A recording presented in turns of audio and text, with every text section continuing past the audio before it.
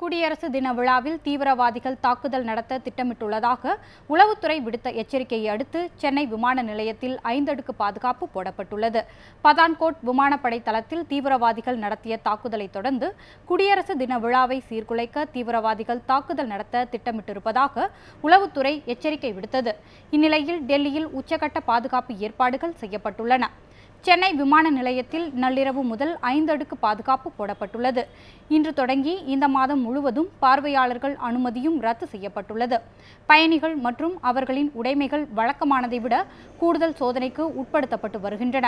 விமான நிலையத்திற்கு வரும் வாகனங்கள் அனைத்தும் வெடிகுண்டு நிபுணர்களை கொண்டு தீவிரமாக சோதனையிட்ட பிறகு அனுமதிக்கப்படுகின்றன.